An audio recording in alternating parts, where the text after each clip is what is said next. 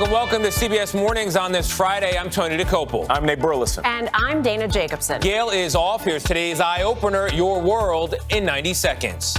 The violence intensifies in Ukraine as negotiations apparently stall. President Biden prepares to end normal trade relations with Russia. Painful.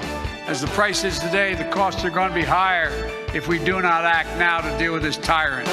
The Senate approves billions in aid for Ukraine, but the U.S. says no to sending war planes, while some lawmakers say the U.S. should do more. We're fearful about what Putin might do. It's time for him to be fearful of what we might do.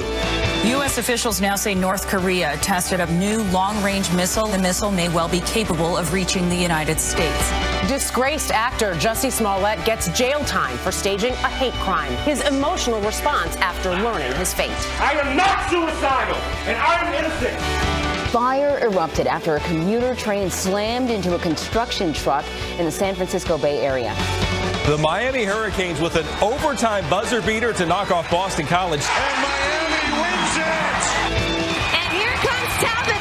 Watch out! Can't we all just get along? Tempers flare between the Wild and Red Wings. Sticks flying, bodies colliding, blood splattering everywhere. This is a full-on battle royale.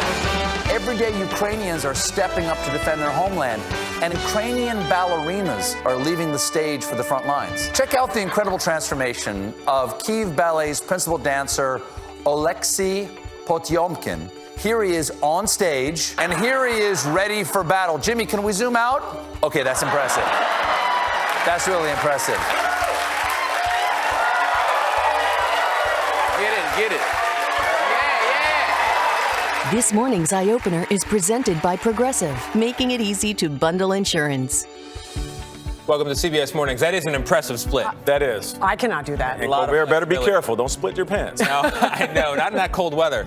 We're going to have reports from that region of the world where I just returned, but we've got March Madness as well. It is about to kick off. We are days away. It kicks off this weekend. Conference tournaments already underway, and we have some great stories for you, including the return of the pep band, the Villanova pep band. Here in studio, they're rehearsing the school's fight song. Pep bands are back on the sidelines at this year's tournament for the first time since the start of the pandemic.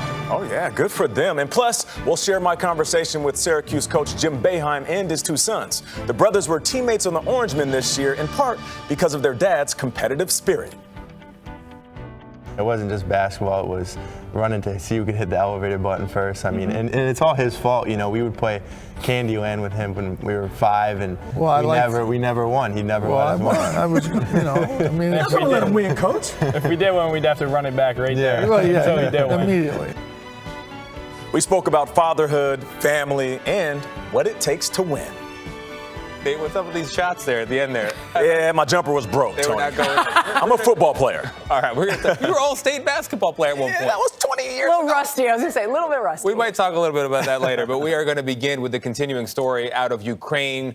Ukraine under siege from Russian invaders in multiple cities now, and local officials say the Russians are shelling indiscriminately, hitting hospitals, hitting residential areas.